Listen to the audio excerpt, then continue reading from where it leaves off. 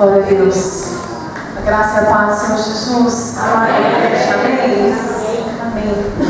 Pode sentar, irmãos. Aleluia. É uma alegria estar com vocês.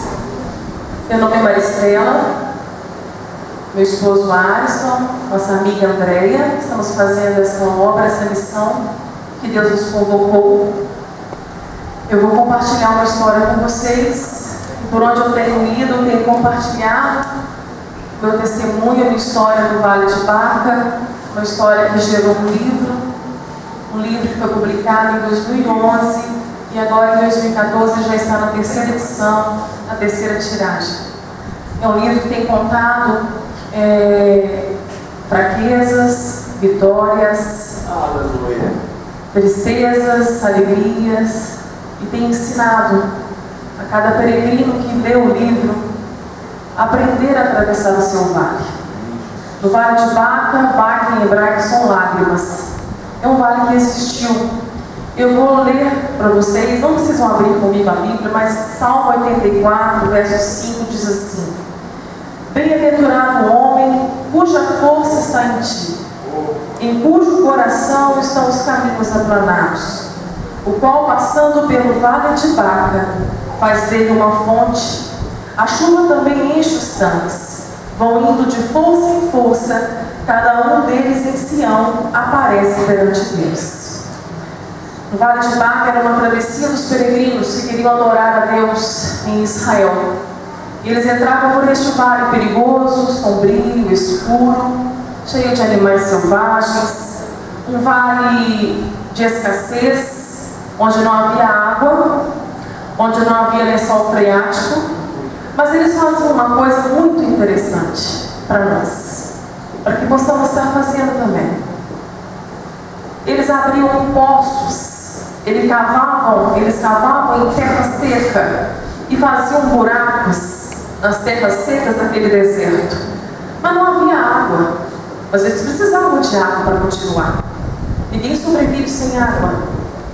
Sabe o que acontecia, igreja? Eles oravam ao Senhor.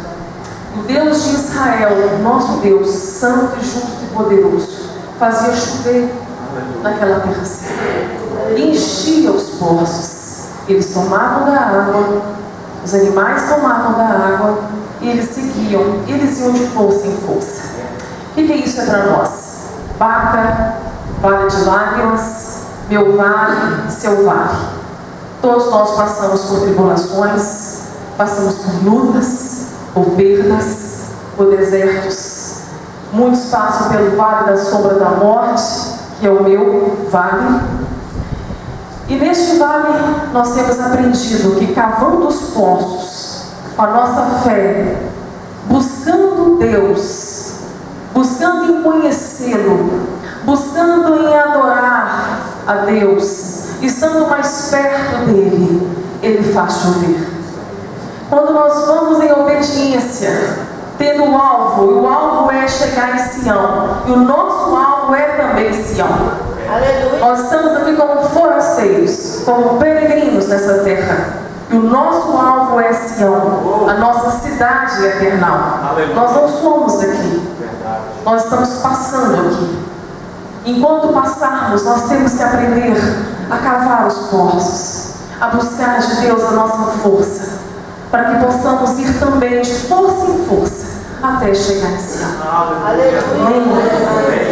Hoje, conversando com o meu esposo, eu disse assim com ele: amor, quando eu partir, você vai continuar a história do Vale de Baca? Você vai continuar contando essa história, para que todos possam também ser abençoados e crescer com aquilo que nós temos recebido do Senhor? Ele falou assim: amor, muitas coisas eu não comento com você, mas eu penso sobre isso. Eu penso que se o Senhor te levar antes de mim, eu vou continuar a história, eu vou continuar contando ela. E há 3 anos, meu esposo tem me acompanhado. Há mais de 1 ano e meio, o Senhor colocou a Andréia para nos ajudar. Em 3 anos, o Alisson ouve novo de novo. Em tantas igrejas, em tantos lugares que nós vamos, em escolas também, né, Gabriel? Cadê o Gabriel? Tem uma luz aí no seu rosto, eu não consegui te enxergar.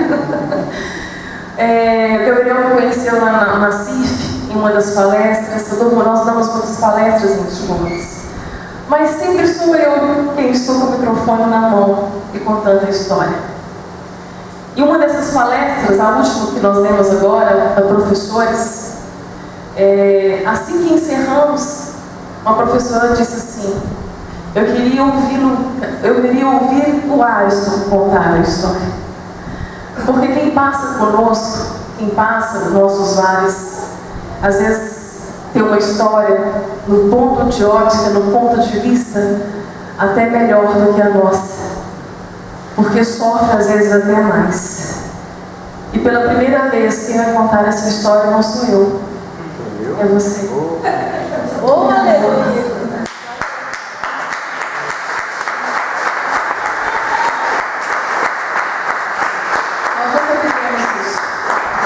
E hoje nasceu no meu coração esse desejo muito forte. Eu quero ouvir você contar em vida, amor. Oh, meu Deus. Quero ouvir você contar em vida. Vou resumir. Ele sempre fala que eu tenho que resumir. Então se preparem, porque ele vai resumir. Não sei se ele vai conseguir resumir. Né? Nós temos vivido essa história, é um câncer. Eu tenho câncer cerebral há 11 anos. E ele vai contar, né, o que está acontecendo. Amém? Vai sentar lá então? Eu nunca fiz isso, né? É a primeira vez. Eu falei com ela que a minha vida inteira eu mexi com música, eu mexo com, eu toco na igreja desde os 18 anos. Já fui artista de Jesus, já cantei em praça, estádio, futebol, em tudo que eu fui em outro lugar. E havia muitos sonhos no meu coração, e louvo a Deus que Deus nunca realizou meus sonhos. Na verdade, os sonhos que eram meus não eram os sonhos do Senhor. Esse dia eu estava sentado em casa pensando sobre isso. Quando a Maricela fez 40 anos, ela fez 40 anos esse ano, eu vou fazer 50 anos. E ela perguntou para mim se eu soubesse tudo que está acontecendo com ela, ou aconteceu conosco, se eu mesmo assim casaria com ela. Eu falei que ela casaria sim. Na verdade, a gente atravessa o Vale de Baixo com a Maricela, que tem um câncer cerebral. Deus não curou, Deus não vai curar o câncer cerebral dela. A gente já passa isso há mais de 10 anos. Eu trabalho com representação, eu trabalho numa empresa de cosméticos chamada L'Oréal. E a minha vida inteira foi sempre viajando, toda semana viajava de segunda a quinta.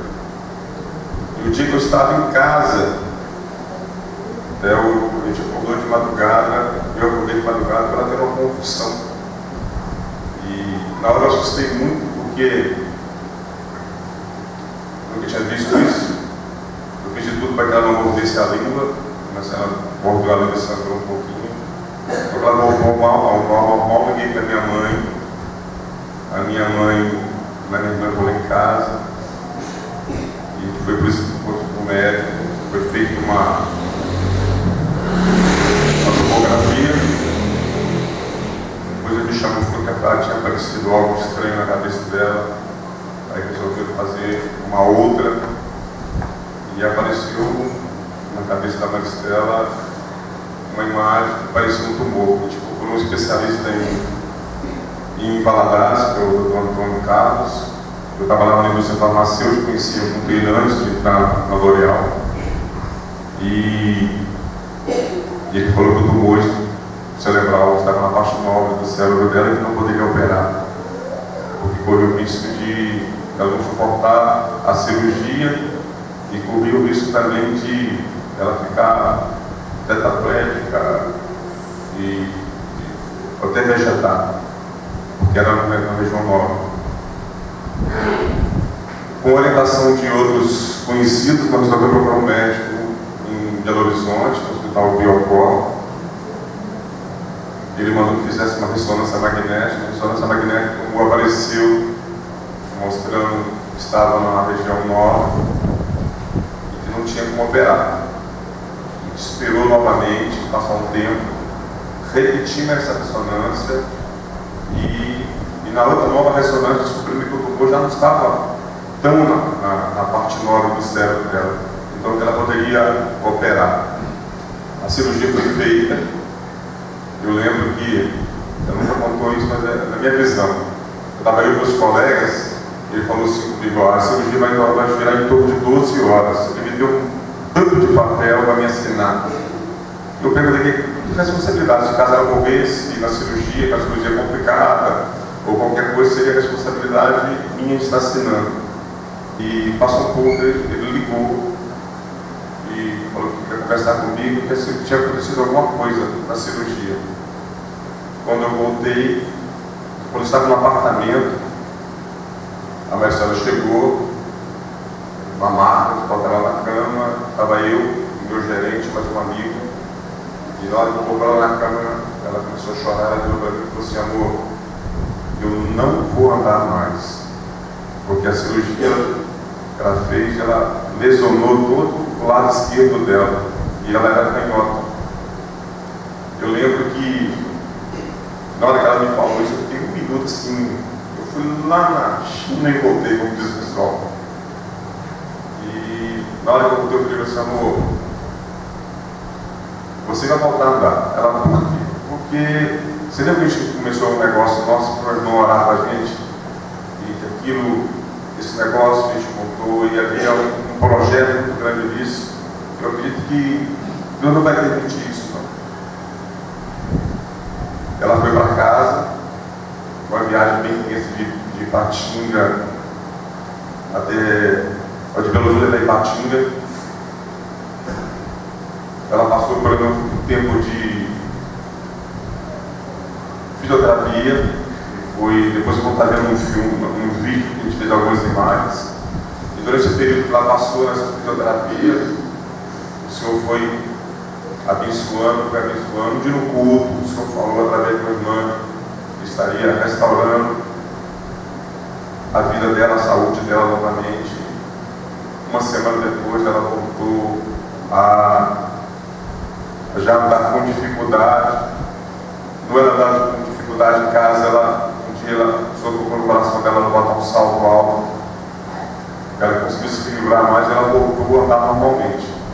30 dias depois, a gente estava lá no consultório do médico em Belo Horizonte. Quando ele viu a Maricela no corredor, ele assustou. E quando ele saiu de lá, ele falou que a Maricela não ia andar mais. Ela ia ficar com essa sequela o resto da vida. O que ela poderia acontecer na vida dela, ela recuperar alguns movimentos. Mas ela voltou normal, como vocês estão vendo. Só que passou muito tempo depois, nós fizemos uma outra ressonância, o tumor teria tirado e voltou normalmente.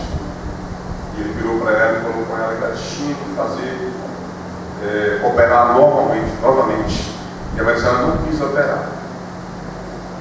E a Maricela, na época, ela falou com o médico que ia esperar que ele ia pagar um preço para que Deus revertesse o quadro.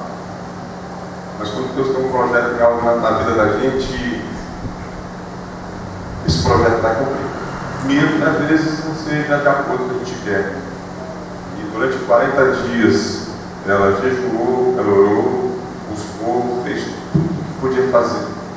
Ela mesmo fala que às vezes a gente tem função na igreja. Eu, por exemplo, que sempre toquei, cantei.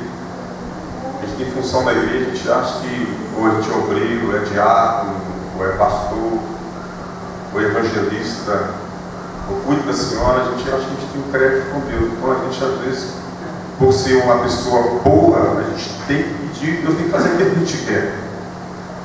E depois dos 40 dias nós resolvemos fazer uma nova ressonância e o tumor estava do mesmo jeito. Então ela fez a cirurgia normalmente. Fez a cirurgia, retirou o segundo tumor e ela só teve levemente uma lesão do lado esquerdo, que ela perdeu alguns movimentos a coordenação, mas em pouco tempo depois ela voltou. Uma coisa que eu sempre lembro quando ela está dando testemunho, que eu lembro que quando ela foi fazer depois que o segundo tumor voltou, ela retirou, o médico falou que eu fui lembrando de outras coisas. Mas às vezes quando o tumor ela retirou, voltou normalmente, ela começou a andar. E quando o tumor voltou pela terceira vez, ele falou que ela tinha que ir para São Paulo fazer uma radiocirurgia. Essa radiocirurgia era o quê? Era cercar essas células malignas para que elas não voltassem a crescer novamente. E porque pela medicina não podia fazer mais operar. Na terceira vez que o tumor veio, ele foi para baixo da cavitação cirúrgica. Então não tinha como operar. Se operasse, aí mataria ela ou ela já estava o resto da vida. E ela fez essa rádio, ela ficou 2 meses sozinha em São Paulo. Eu fiquei 2 meses aqui sozinho. Ela levou a Sarinha para lá. Foi uma fase assim, muito difícil da minha vida, porque eu lembro que eu estava na igreja que eu frequentava, a gente via as pessoas olhando para a gente, a sensação que a gente tinha que sua mulher ia morrer, como é que ia ser a vida dele, o que queria resolver, o que queria fazer da vida dele. E eu ficava muito sozinho, ficava muito triste. Quando ela retornou de lá, logo em seguida o cabelo dela começou a cair. Eu lembro que um dia ela estava na frente do espelho, além do cabelo ter começado a cair, porque acho que o cabelo para tudo, na mulher é tudo, né? Eu trabalho assim na linha de cosméticos, eu falo nunca mais que quando eu olho para uma mulher, a primeira coisa que eu olho para a mulher é o cabelo dela. Já faz um diagnóstico do cabelo. E o cabelo dela caiu todinho, ela ficou careca. A Silva ficou careca.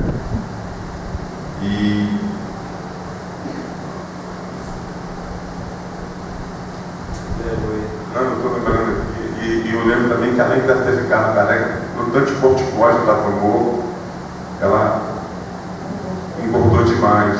Ela saiu de 62 quilos, foi passar quase 90 quilos. Então ela ficou gorda e careca. E ela fica careca, ela lembra na época também, quando ela ficou sem andar na cadeira de roda. Foi uma experiência assim, tremenda, porque tudo isso que aconteceu, eu falo assim, eu estou contando para lá e para cá, ela conta melhor do que eu não posso me contar, eu vou lembrando. Tudo isso que aconteceu com a gente, eu falo que o câncer da Maristela e o câncer até hoje está aqui para a gente. Porque hoje, eu ouvi mais testemunho hoje que Deus, a pessoa está com enfermidade, e Deus passou por uma luta, depois ela orou, Deus foi e curou. A gente fez esse filme, por exemplo, e vamos passar ele para vocês, por 2 motivos. Hoje tem muita gente ali nas igrejas dando testemunho de cura, ou testemunho de maravilha, Deus não fez nada daquilo. Tem muita gente enganando o povo de Deus. E a gente fez esse filme para mostrar toda a história para Deus, que nós estamos falando na verdade. Eu falo que o câncer da Maristela tornou o maior câncer que está impregnado hoje dentro da igreja e na sociedade, que é o câncer de alma. Sabe? E abriu nossos olhos para tanta coisa.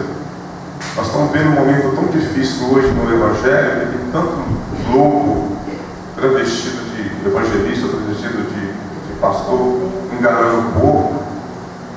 A palavra de Deus fala que como eles não conseguem alcançar o céu, eles dificultam que as ovelhas também alcancem e ficam colocando peso sobre cima das pessoas. Hoje, o Senhor tem alcançado muita gente, que tem muita gente hoje enferma, revoltada com o Senhor, porque Deus não quis curar o câncer dela, ou a doença dela, a enfermidade, ela se revolta, porque elas acham que Deus tem que fazer tudo na vida dela. Eu falo que o nosso lugar não é aqui. A palavra da Marisa falou no início que nós somos como forasteiros, nós somos forasteiros desse mundo. O Senhor tem nos preparado uma morada celestial. Aleluia. Mas para que a gente chegue, é preciso que o Senhor vai nos moldando. E às vezes Deus permite certas coisas na vida da gente para nos moldar. Hoje, a maneira de ver o Evangelho é totalmente diferente de muito tempo atrás. De muito tempo atrás. E hoje, através da enfermidade da Maristela, ela tem um grupo na internet chamado No Vale de Baca. E a gente tem encontrado com pessoas do Brasil e assim, de muitos países, a gente troca informações. E nesse grupo a coisa mais interessante é que tem tanta gente que tem o mesmo câncer da Maristela, que a Maristela começa a conversar com essa pessoa no reservado, e a pessoa fala assim: Maristela, o meu filho, ele tem o mesmo câncer que você. Maristela, a minha mãe ou meu irmão tem o mesmo câncer. Passa 1 ano e meio, 2 anos. Meu irmão morreu, meu filho morreu, meu pai morreu. A pessoa ainda não permanece com a Maristela.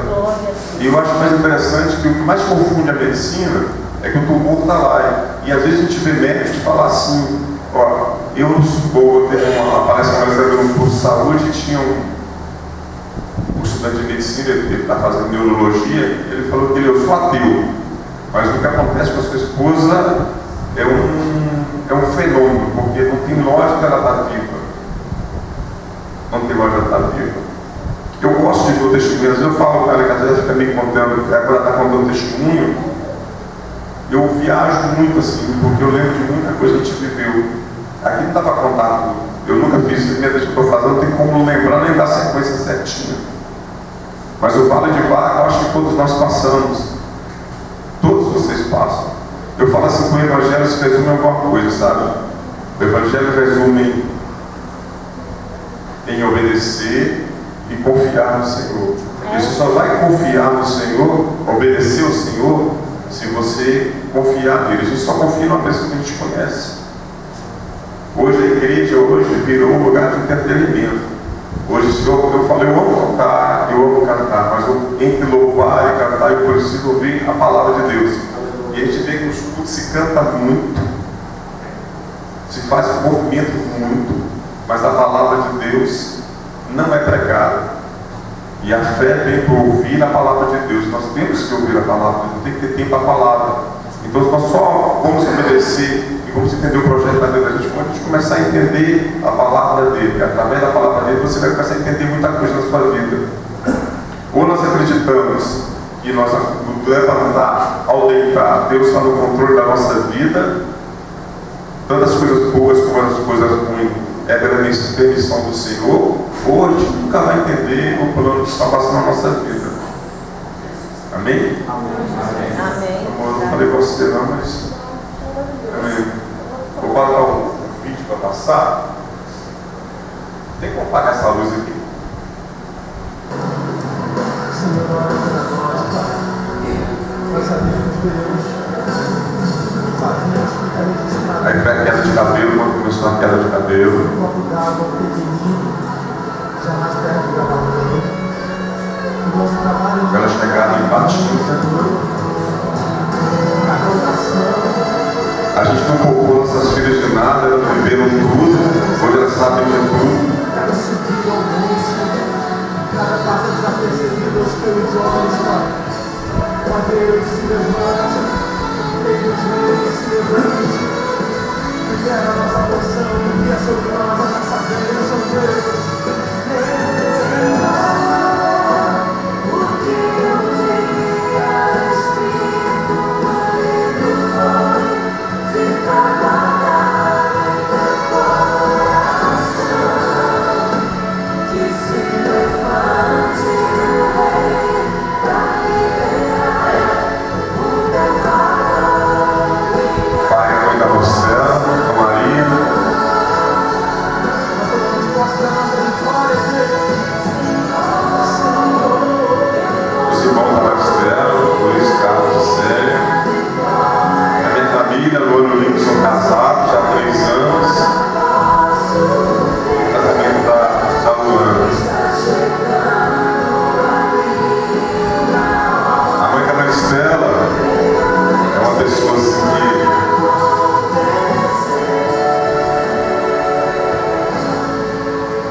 Estela é uma pessoa assim, que eu sempre admirei muito. Era uma pessoa normal como a gente, e ela sempre sofreu muito pelo que a Maristela estava vivendo, pelo câncer. Eu lembro que ela começou com umas pintadinhas no rosto, foi no mês de novembro. Levamos para consultar, o médico diagnosticou ela com câncer do pâncreas. Em 9 meses ela faleceu. E era uma guerreira do Senhor. Você quer explicar? Esse é o primeiro tumor, como falamos, que a cirurgia foi feita para retirada. Pode passar. Esse é o segundo tumor quando voltou. Mais rápido, você pode passar. Aqui não está dando para ver. São 2 buracos, né? Do primeiro e do segundo tumor que foi retirado. São 2 buracos que tem. Para passar a próxima. O buraco da primeira. É o buraco da primeira e a segunda. Isso. A ressonância desse ano. Passa a outra, que é a outra. Isso. O tumor, tá vendo? Essa parte branca é para onde o tumor foi, debaixo das 2 cavitações cirúrgicas que foram feitas. Então para a medicina, não tem o que fazer mais. É só na dependência do Senhor. Essa ressonância agora ela faz uma vez por ano. Nós fizemos agora em março desse ano, no Hospital Márcio Cunha. Ano que vem, em março, a gente repete de novo. Aí você fala, como é que é a vida da Maristela? Ela passa mal todo dia. Essa náusea de grávida, ela sente todo dia. A dor de cabeça é 24 horas. Há uma hora que ela não sente dor de cabeça quando ela está pregando, ou quando ela está palestrando. E às vezes não é fácil. Através de tudo que está vivendo, Deus tem usado a vida dela para pregar. Eu acho importante o testemunho da Maristela, mas o testemunho da Maristela não pode mudar a vida de ninguém. O que pode mudar a vida das pessoas é a palavra do Senhor, é o Senhor que pode mudar a vida de vocês. Amém. A gente conhece muita gente que vai atrás do Senhor atrás de cura, que recebe a cura, mas não quer nada com o Senhor. Tem muita gente da igreja que está mais preocupada em receber as bênçãos do Senhor do que ter compromisso com Ele.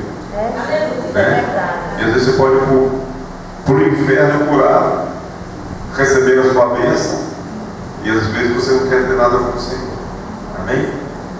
Deixar minha esposa pregar. Aleluia. Glórias a Ti, ó Deus.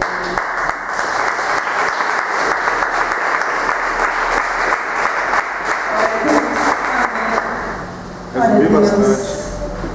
Mais ou menos. Não recebi tanto não, né, André? Amém, glória a Deus. Gente, é um dia por vez, não um dia de cada vez. O câncer ele voltou pela 3ª vez.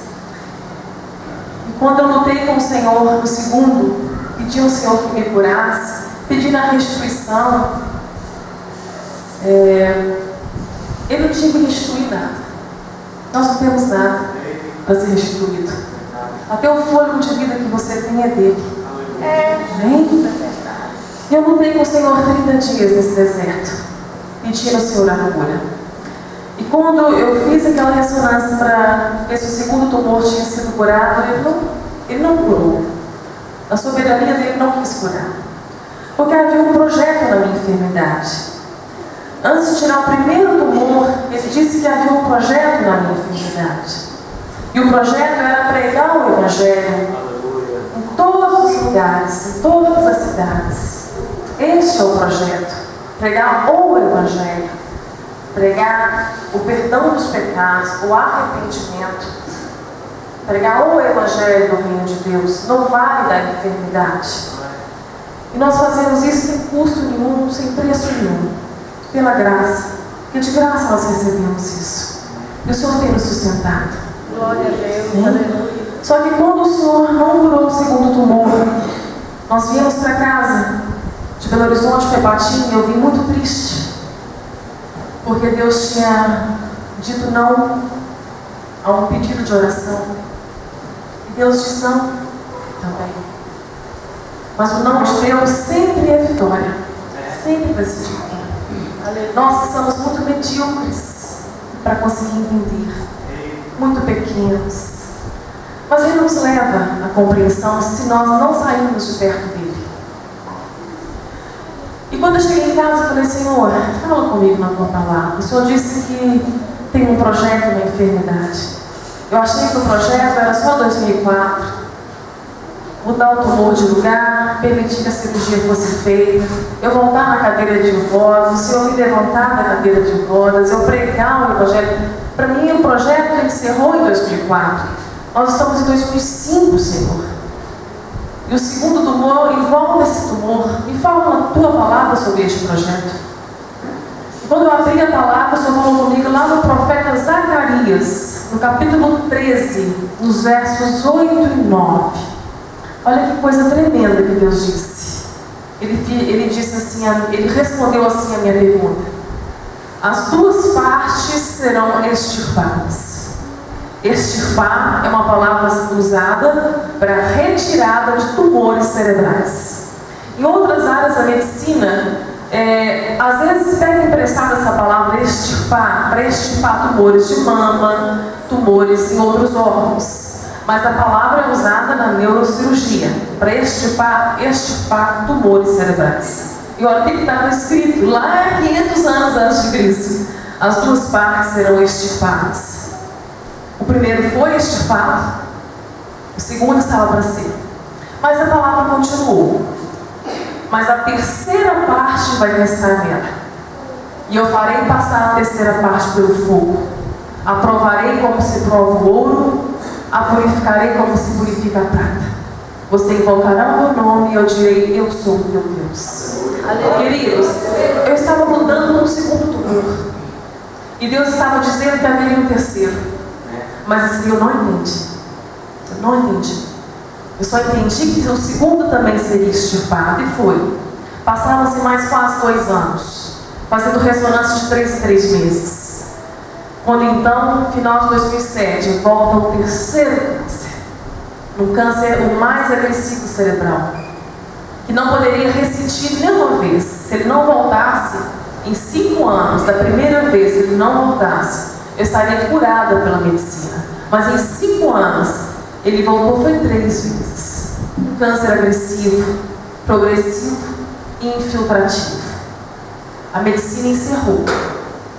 Mas antes dela encerrar, o médico disse: Marcela, o terceiro não tem como tirar, vai ficar. Nós vamos cercar essas células malignas por 2 anos, mas mesmo em 2 anos elas podem espalhar. Quando esse médico disse isso, o Espírito Santo trouxe à minha memória o texto do profeta Zacarias, a palavra que ele me deu em 2005, uma palavra profética que estava se cumprindo.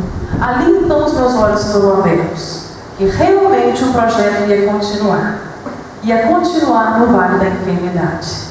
Ele me chamou para pregar o Evangelho na enfermidade. E para muitos entender e conceber isso é muito difícil.